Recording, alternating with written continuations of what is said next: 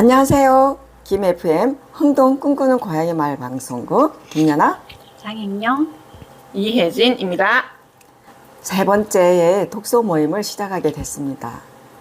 오늘은 진중권님의 고양이는 이렇게 우리 곁으로 왔다를 가지고 얘기해 볼 시간을 가질 건데요. 진중권님에 대해서 우리 한번 읽어봐 주시겠어요? 네, 진중권님은 서울대학교 미학과를 졸업하고 같은 학교 대학원에서 석사학위를 받았다. 이후 독일로 유학을 떠나 베를린 자유대학에서 언어 구조주의 이론을 공부했다.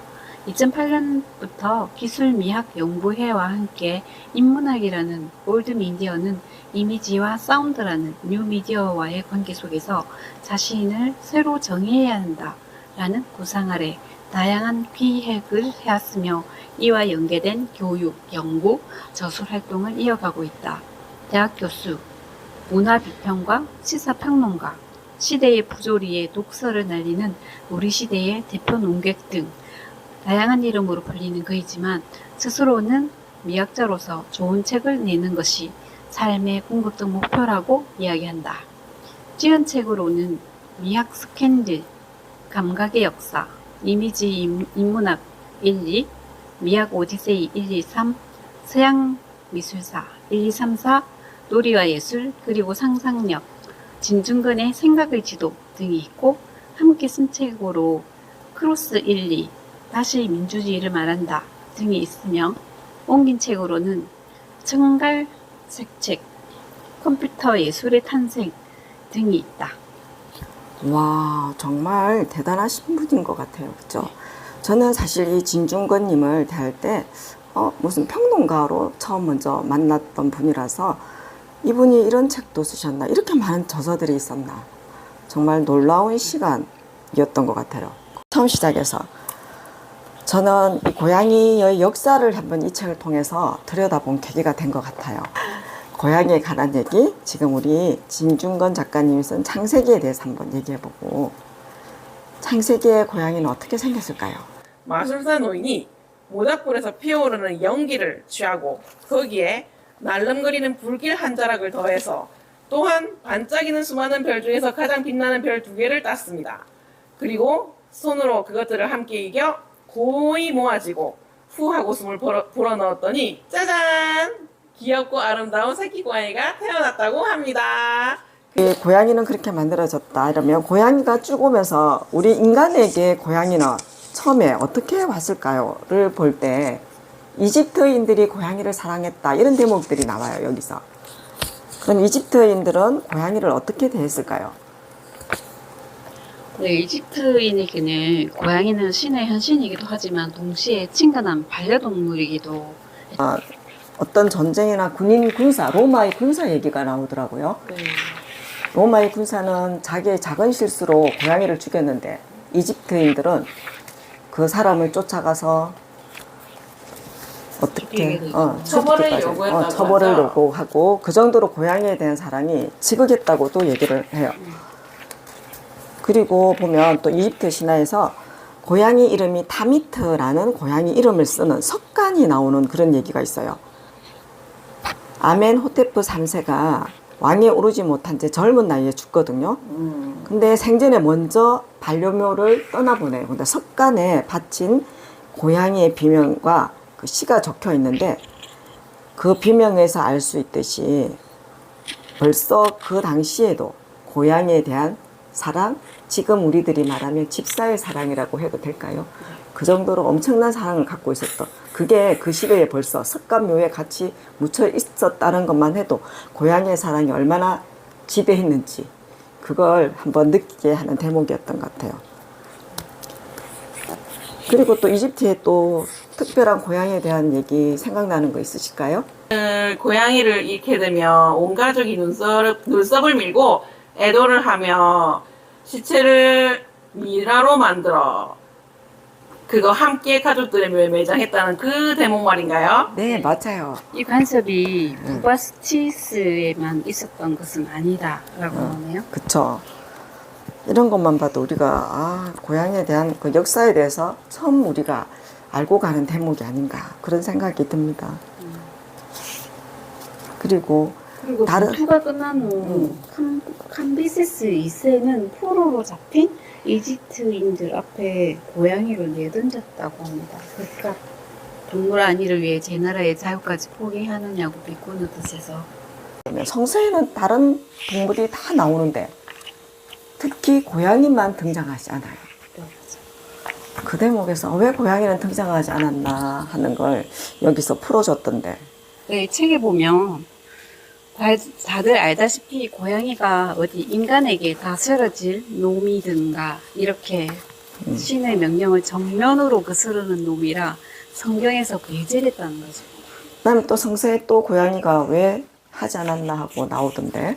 온갖 제약으로 더럽혀진 세상을 보다 못해 하나님은 인간들을 큰 물로 씻어버리기로 한다. 이런 대목이 책에 나오잖아요. 네네. 모든 정결한 짐승은 암수 7씩, 부정한 것은 암수 2씩을 4개로 취하며 공중에서도 암수 7씩을 취하여 그 씨를 원시면에 유전케 하라고 했다고 하네요. 그 장세기에서 말이죠. 그런데 모든 게 순조롭게 돌아가는 듯 했지만 고양이 차례가 되자 아무리 불러도 오지 않았다고 합니다. 맞아요. 고양이가 등장하지 않는다고 이 책에는 나와 있습니다. 그 다음에 그렇게 고양이의 얘기가 이어지다가 또 보면은 어떤 얘기가 나오냐면 고양이의 탄압에 대해서 얘기가 나와요. 중세시대 때 들어가면 마녀 사냥이라든지 여러 가지 일들과 얽혀서 고양이의 탄압이 시작되는데 그 대목을 우리가 한번 봐볼까요, 그러면? 마녀와 검은 고양이 기도. 그쵸? 이 시기에는 고양이의 부정적 이미지를 확산시키는 데에 결정적 역할을 한 인물은 전설적 설교자 베르톨트 폰 레겐스부르크. 어려워요. 네. 어려워요. 남의 그가 나라 이름. 설교를 하면 한 번에 6만 명이 모이기도 했단다. 그는 특출한 말솜씨로 고양이에 대한 온갖 험담을 하며 돌아다녔다고 해요. 그런데 여기서 베르톨트는 고양이를 쫓아라 하지 죽이라 하지 않았다고 합니다. 그게 뭐 약간 희망인가요? 이해가면 쫓아내기 더 하고. 좋은 대학살이 벌어지죠. 아이고 무서운데요. 네. 근데 아마 이게 보니까 뒤에 가면 라마 교서라든지 여러 가지 거기에서 하나의 종교와 어떤 이게 맞물리면서 고양이의 대학살이 같이 맞물려 가는 것 같아요. 그 시절적인 배경을 잠깐 보니까 여기서 유럽이 15세기 후반부터는 엄청나게 소빙하기가 왔다고 하거든요. 그러면서 유골에 눈발이 날리고 서리가 내려 수확을 앞둔 농작물을 망치잖아요. 이 재앙이 오니까 동물 가축들도 먹을 게 없잖아요. 그 가축이 먹을 게 없으니까 사람도 먹을 게 없어요. 그러다 보니까 민심도 흉흉하고 뭔가가 어떤 원인을 찾기보다는 여기에 대한 그걸 방법을 원인 제거가 아닌 어떤 그걸 찾아서 처형하는 게 사람들의 민심을 다스리는 그게 되어서 아마 그 마녀 사냥이 흉흉하고 그 다음에 그 마녀 사냥에 뭐 고양이까지 하는 그걸로 갔던 게 아닌가 그렇게 봐요. 그렇죠. 고양이 빅을 지나서 우리나라에는 고양이가 언제 처음 들어왔을까요? 벌써 아까 말했던 가야인들도 있었고요. 그 다음에 신라시대 때 우물 속에서 뭐가 발견됐냐면 6마리의 고양이 뼈가 발견되었대요. 오. 그럼 그때도 고양이가 있었다는 얘기잖아요. 그때는 아마 6마리가 한꺼번에 발견된 거는 아마도 제물로 바쳐진 게 아닌가. 제물로 쓰여질 것이다 라고 추측을 하고 있다고 합니다. 근데 우리나라에서는 고양이의 이미지는 나쁘지 않았어요, 사실은. 고양이에 대한 시도 있고요. 그래도 그 조선시대 같은 데 보면 이규보의 검은 고양이 새끼를 얻고서라는 그런 고양이의 첫 만남이 잘 표현된 시도 있어요. 처음 들으셨죠? 저도요. 그 다음에 새끼 난 것 우리가 말한 낭줍이라고 얘기를 하잖아요. 그렇죠. 그렇게 데리고 와서 키우는 재미에 대한 그런 게 들뜬 목소리가 들떠서 나오는 시가 또 있고 그 다음에 키우다 보면 고양이가 사실 말을 잘 안 듣잖아요, 사실은. 그런 또 고양이를 꾸짖다 하는 이런 시도 있고 그런 걸 봐서는 사랑받고 살았지 않았나, 우리 고양이도. 그렇게 그리고 생각해요. 고양이가 최초의 전설에는 고양이가 벽사의 기능을 한다고 나왔죠. 나왔죠. 네. 응. 여기 보면 책에 여러 가지 전주 미륵사라든지 그 미륵사의 터에 쥐 형상 닮은 데 착안하여 미륵사를 감싼 산흑 위에 그 상극인 고양이 형상을 만들어 묻었다. 그래서 이렇게 승려들의 행패도 사라졌고, 다른 버전에는 저를 주지가 늙은 쥐였다고도 해서 백성이 묻으면 늙은 고양이라고도 한다 해서 이런 벽사의 기능도 고양이가 했다고 합니다. 맞아요. 그 대목도 좋고 저는 우리의 고양이가 우리나라에서 최고 먼저 받은 이름이 뭔지 알아요? 뭘까요? 궁금하네요. 오원자였대요. 오씨였어요. 오원자라는 이름을 우리나라에서는 역사에 기록된 고양이 이름으로 최초라고 나와 있어요. 조선 제19대 임금 숙종이 노란털의 고양이를 좋아해 금손이라는 이름도 지어주고 손수 수라상에 오른 고기를 먹였다고 합니다. 아버지의 능에서 주워온 고양이라 제아비의 영혼처럼 여겼기 때문이고 금손이는 숙종이 승하하자 식음을 전폐하고 통곡하다가 스스로 굶어 죽었다고 해요. 제7대 임금 세조가 예불을 드리는 상원사에 들었을 때 법당 안에서도 난데없이 고양이가 나타나 거용풀을 물고 놔두지를 않았대요.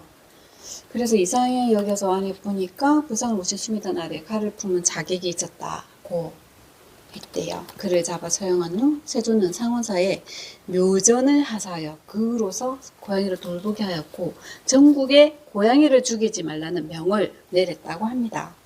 지금도 상원사에 가면 이를 기념하여 만든 한 쌍의 고양이 석상을 볼 수 있다고 합니다. 그렇게 기록을 보면은 조선시대에 들어오면은 고양이를 보는 시각이 많이 달라지고 있지 않았나. 그렇네요. 그쵸. 임금님이 한번 거둔 고양이다 보니까 더더욱 고양이에 대한 어떤 그런 게 쌓여 있지 않았을까 이런 얘기. 그쵸. 그 다음에 우리는 고양이가 그렇게 쭉 오다 보면 또 나중에 이제 도둑 고양이에 대한 얘기로 넘어가게 됩니다. 오호, 도둑고양이. 근데 도둑질을 하지 않고는 얘들이 먹을 게 없어서 아마 하다 보니 도둑 고양이. 사람도 먹을 게 없는데 그쵸. 그 조금 찬 남겨난 걸 얘들이 먹었다 이러니까 그 시절에는 얼마나 큰 걸로 여겨졌을까 싶은 생각도 들어요. 그래서 우리나라를 이제 둘러보고 이제 가면 옆 나라 일본이 나와요. 일본의 고양이 하면 우리는 어떤 생각을 가지나요? 아, 마네키네코가 있죠. 네코 귀엽죠? 그죠? 일본은 어쩌면 고양이를 저렇게 귀엽게 표현을 했을까? 그런 느낌도 가졌는데 일본의 고양이 처음에는 요괴에서 시작했다고 하거든요. 그거 한번 해주세요. 네, 네코마타에는 두 종류가 있는데 하나는 깊은 산속에 사는 놈들 크기가 배트지만 하고 우는 소리가 온 산에 퍼질 정도로 했대요. 그리고 네코마타 중에는 집에 사는 놈들도 있었는데 나이 먹은 집고양이가 집안에 가보를 물고 도망가는 바람에 사람들이 쫓아가더니 네코마타로 둔갑했다는 얘기가 나옵니다. 두 요괴 중에서 섬뜩한 것은 단연 바퀴네코랍니다. 네코마타야 어차피 멀리 떨어진 산중에 사는 낯선 존재이지만 바퀴네코는 비록 요괴이지만 늘 집에서 우리와 함께 살아가는 친숙한 존재이기 때문입니다. 내가 늘 쓰다듬어주면 고양이가 갑자기 인간의 형상을 한 요괴로 둔갑하여 말을 하며 날카로운 발톱과 이빨로 공격해 온다고 생각해보세요. 얼마나 끔찍하겠습니까? 여기서 처음 마네키네코가 바로 이런 식의 등장을 해요. 종교와 관계가 있을 것으로도 보인다. 아마 에도 말기와 메이지 초기에 사무라이를 제치고 등장한 신은 상인 계급을 빼고는 설명할 수 없을 것이다. 그래서 마네키네코는 대부분 상점이나 식당 혹은 술집에 놓여 있잖아요. 들어가는 가게마다 거의 놓여 있다고 보면 돼요. 일본에 가면은 한 손은 뭐 사람 손님을 부르고 또 오른손을 든 손은 뭐 재물을 부른다. 이런 어떤 뜻이 있다 보이죠? 책을 읽은 후 우리 소감이나 마음에 남는 글 내용 하나. 예전에 이 책을 읽으면서 고양이의 또 매력과 역사에 대해서 알게 되었고요. 여기 보면 17세기까지만 해도 크다란 즐거움 속에서 행해졌던 고양이 화형 등 동물학대가 어느새 혐오의 대상으로 여겨지기 시작했는데요. 동물학대 금지는 계몽주의 기획 중 중요한 일부였다고 합니다. 칸트의 발언 중 오늘날까지 동물 권리를 주장하는 이들에게 전리어 인용이 되고 있고요. 그래서 칸트는 동물 자체를 위해 동물을 보호하려 한 게 아니고 그가 동물 학대를 반대한다면 그것은 동물에게 학대받지 않을 권리가 있다고 생각해서 아니라 그것이 인간에 대한 학대로 이어질까 우려해서였다. 결국 그는 동물이 아니라 인간을 위해 학대에 반대한 셈이다. 실천 이성 비판에 이런 얘기가 나온다고 합니다. 그러니까요. 아까 마녀사냥 화영식이라든지 이런 거 보면서 마음이 참 아팠고, 이런 우리 인간의 역사도 그렇지만 고양이의 역사도 그 과거에는 정말 슬프고 엄청난 비극을 가진 그런 사건들이 너무 많았다는 걸 이 책을 통해서 알게 됐고요. 그 다음에 여기서 보니까 처음 이분이 들어갈 때 고양이 중심주의선은 들어가는 말에 나는 한마디를 읽고 정말 정말 공감 가네 이러고 웃었던 대목이 한 게 있어요. 뭐냐면 제가 하고 있는 걸 그대로 이분이 써놓으셨더라고요. 자요, 뭐냐면 인간들은 누군가를 가족으로 받아들이는 것을 최고의 애정 표현으로 여긴다는 것쯤은 나도 아니까. 고양이 입장에서 하는 말이에요.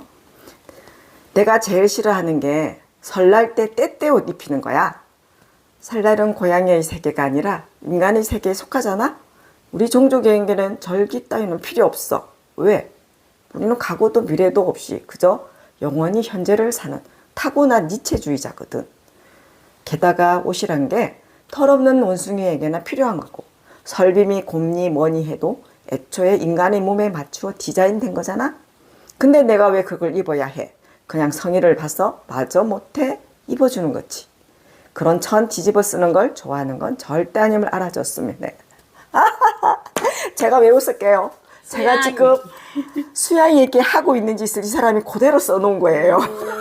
수양의 입장에서 말이죠. 앞으로도 계속 이런 모임이 죽여지고 고양이 책에 관한 걸 읽다 보면 정말 고양이에 대해서 우리가 하나하나 그때그때마다 많은 걸 알아가는 그런 시간인 것 같아요.